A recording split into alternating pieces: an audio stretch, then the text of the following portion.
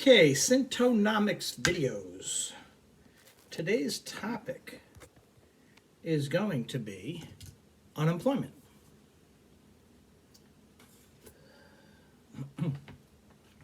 A definition of what the unemployment rate is about. We try to keep track of the percentage of the labor force that is not working. So in other words, we want to know who doesn't have a job that wants a job. That's what the unemployment rate tells you. Who doesn't have a job that wants a job? Now there's a formula. The formula is the unemployed over the labor force. So let's say that we had a labor force of 100 and 95 had jobs and 5 didn't. You would put the 5 people that did not have jobs over the labor force 100 and you would get 5%. Okay? Before COVID, our unemployment rate in the United States was roughly 3.5%. So we're trying to measure the people that want a job, who doesn't have a job. And that's the formula. Now, who's in the labor force? Well, we start with all U.S. residents. Okay? And then we subtract the people under 16. We subtract the people that are institutionalized. And then we also subtract adults not looking for a job, which is key. We're only interested in those looking for a job, right? To see if they have jobs. So again, who's in the labor force? All U.S. residents. Subtract the people under 16, those that are institutionalized, and also subtract the adults not looking for a job.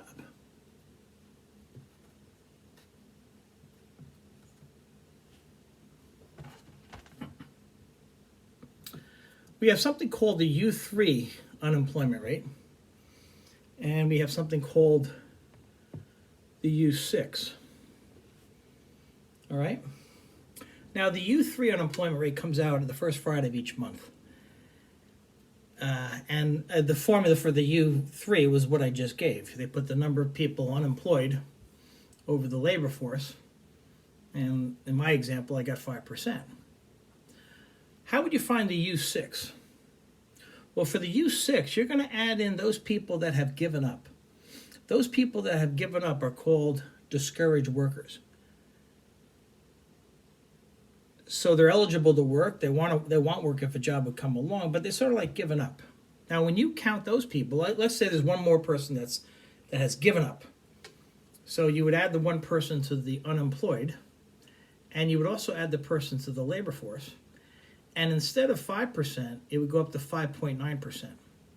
So in other words, when we include people that have given up work, given up looking for a job, the unemployment rate is higher than the U3. So the U6 is higher than the U3. Now, when we have good times, like before COVID, unemployment was 3.5%, we didn't have that many discouraged workers. So the U3 rate and the U6 rate were kind of close together, probably a difference of 3 or 4%.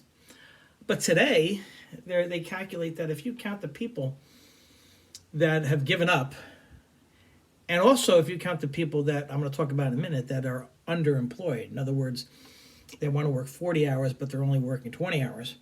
If you count them as unemployed, and we don't, the unemployment rate is arguably between 20 and 25%. So the U3 rate only includes our example of, in our 100-person labor force, 5 people don't have jobs. 5 out of 100 is 5%. That's U3.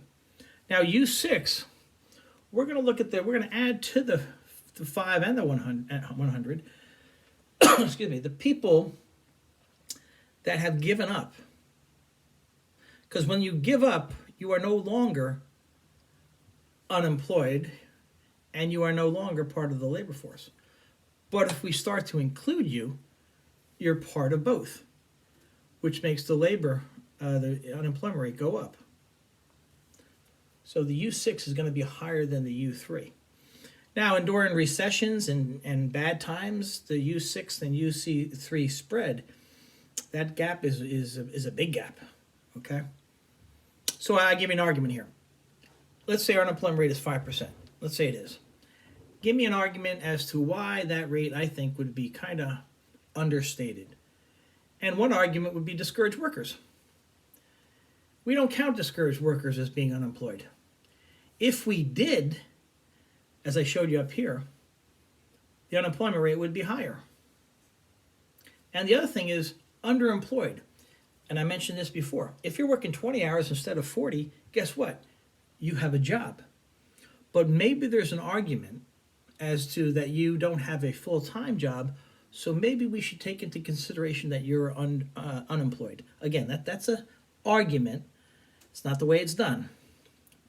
But if you were to include those people and the discouraged workers, this rate right here would be a lot higher than it is. Just an argument. Remember, if you're working part-time, what are you? Employed. And if you've given up work looking for a job, you're not part of what I'm looking for. I'm only looking for people that want a job. All right, now let me give you an argument as to why the 5%, would be understated. Or actually overstated, sorry. I had this out of order. All right. Well, I'll just talk about it. That 5% would be considered overstated if I were to take into consideration people that are on that. Now listen, people that are on unemployment insurance. Remember the 5 over 100.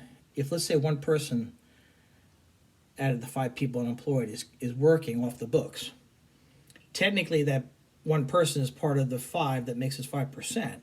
But there's an argument saying, you know what, if you're working off the books and collecting unemployment, there's no way of really finding that out.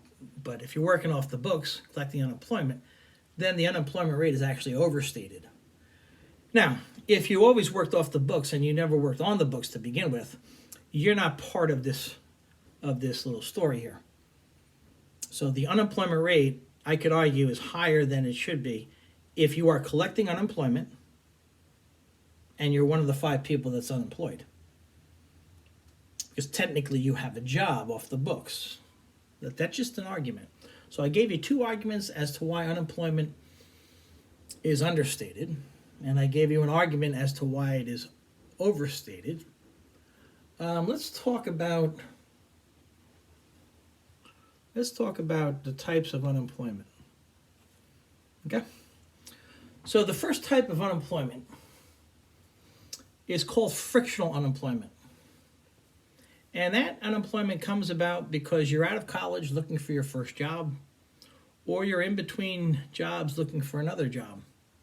We will always have frictional unemployment, always. And that's not bad unemployment because, think about it. If you're between jobs looking for another job, well, the economy must not be that bad if you are willing to leave one job to go to another. And you'll always, like I said, have graduates out of school looking for their first job. So that's called frictional unemployment. For structural unemployment, your skills are no longer needed. You've been replaced by a robot. You have lack of sufficient skills to get a job. All right, and that's not necessarily bad unemployment because you are going to flow from your least value to your highest value. And what has replaced you is actually better for society. So we do try to help people that are frictional. We have job fairs, right? And we also, for here, the government gets involved and retrains workers in fields that they need jobs. So for these 2 unemployments, we will always have them. They're not considered to be bad unemployment. When you add these 2 up, you get what is called the natural rate of unemployment, which arguably used to be between 4 and 6%. Now it's arguably between 3 and 5%. So it's arguably, all right? Now, the bad type of unemployment is cyclical. You are unemployed due to the economic conditions, all right, due to the business cycle. Let me take a moment to show you what the business cycle is like.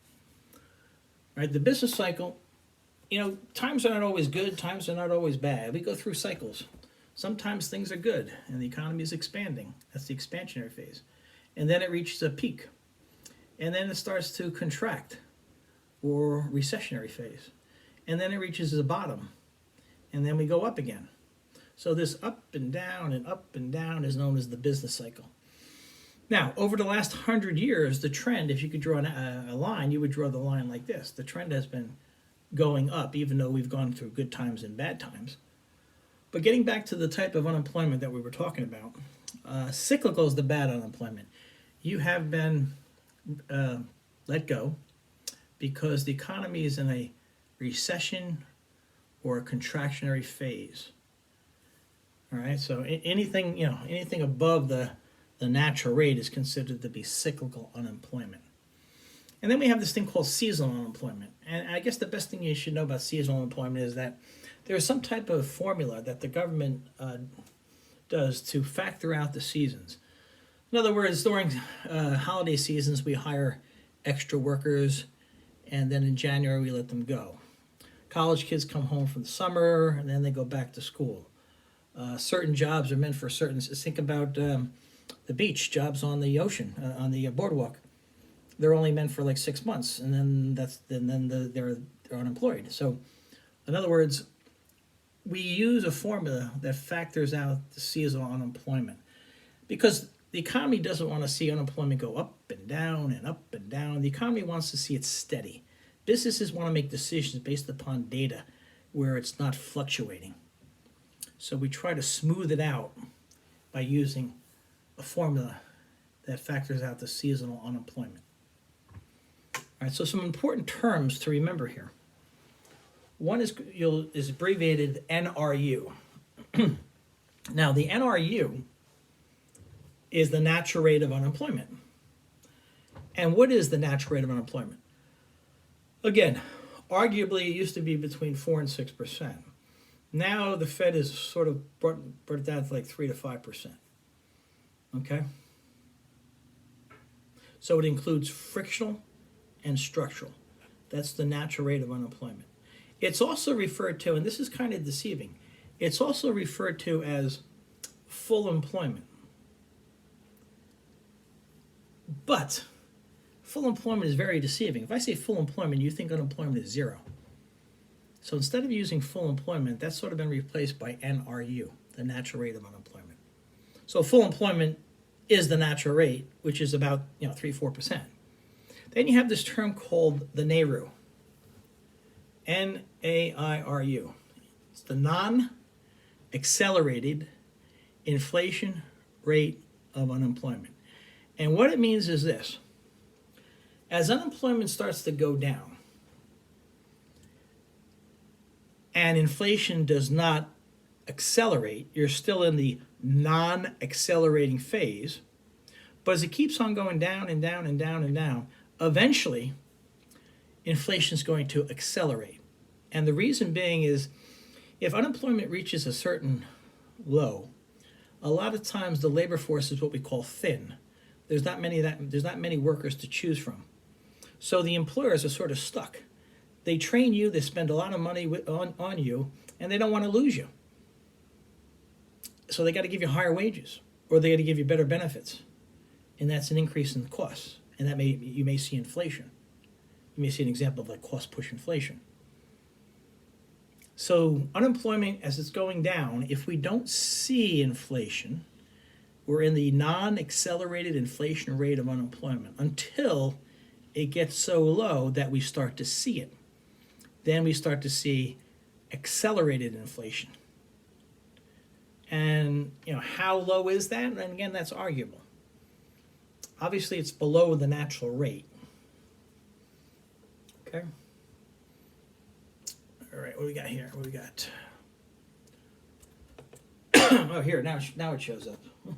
This was my argument before that that the 5% was overstated because of the underground economy working off the books part, right? Remember that?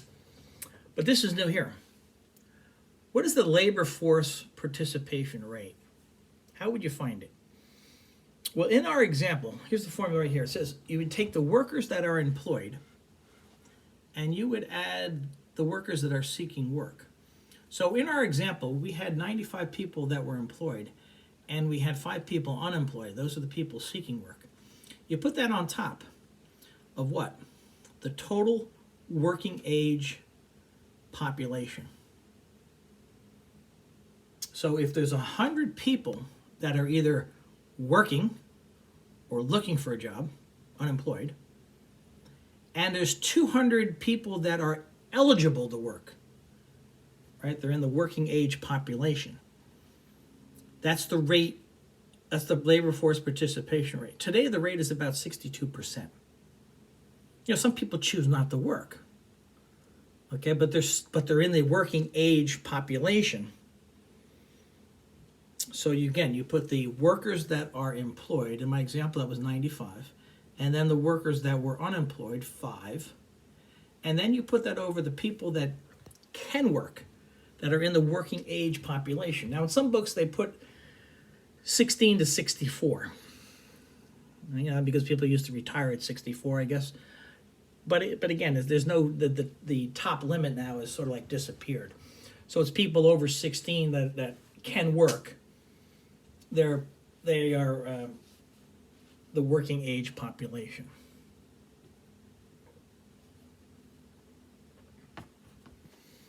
What is the economic cost of unemployment? Well, if everybody had a job that wanted a job, and that we were at the natural rate of unemployment, which we call full employment, the natural rate, we would produce this output as a nation. That's our potential GDP. Well, if we have unemployment above the natural rate, because of cyclical, we may actually be producing output GDP right here. So there's a gap between the actual GDP that we're producing and our potential. What causes that gap is the cyclical unemployment. That gap is called the output gap or the GDP gap. And that's the economic cost of unemployment to society. There's something called Okun's Law. Arthur Okun. Remember Arthur Okun? Oh, yeah, from way back. And he had a theory and a formula. And let me just wrap it up for you. His theory was that whenever you see a 1% increase in the unemployment rate, remember, unemployment goes from, let's say, 4% to 5%. That's not good, right? Unemployment, 4% to 5%. What we start to see is a 2% decline in GDP. So again, for every 1% increase in unemployment, which is bad, right? You don't want unemployment rate to rise. So if you go from 4 to 5%, you may see a 2% decrease in GDP. That's called Okun's Law. There's a lot of math that goes to that. There's a lot of arguments to that as well. Okay, the unequal burden of unemployment. Now, unemployment does not necessarily affect everybody the same. Age matters.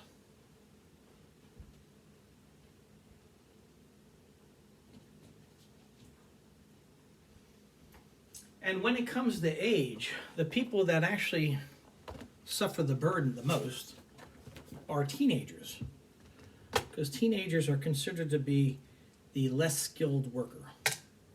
Sorry, teenagers. All right.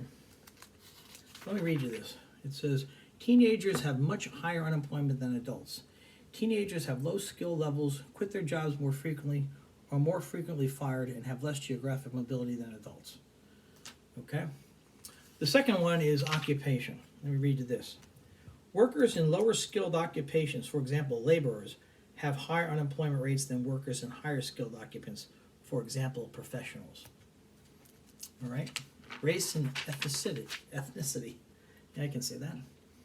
Here we go. The unemployment rate of African Americans and Hispanics exceed the white unemployment rate at all stages of the business cycle. Okay? Gender. The unemployment rate for men and women normally are very similar. But during the 2007 to 2009 recession, the unemployment rate for men significantly exceeded that for women. Very interesting. During COVID, the ones that have had the trouble the most between men and women have been women. And that's complicated with stay-home school and stay-home daycare. But that's interesting. Education. Less educated workers on the average have higher unemployment rates than workers with more education. Now I have this last thing about the duration of unemployment. Now normally the duration of unemployment is like 26 weeks. And then you used to be able to file an extension for another 13 weeks. Back in 2007, 2009, because of the economy was in such a mess, the length of the unemployment got up to like 99 weeks. I'm not making that up. We got up to like 99 weeks because people couldn't find work. But in general, even though the average is 26 weeks, most people find a job. It says the number of persons unemployed for long periods, 15 weeks or longer, is much lower than the overall unemployment rate.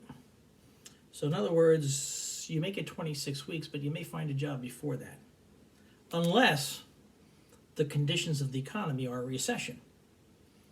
And like I said, back then they kept on extending unemployment from 26 to 39, all the way up to 99 weeks. All right.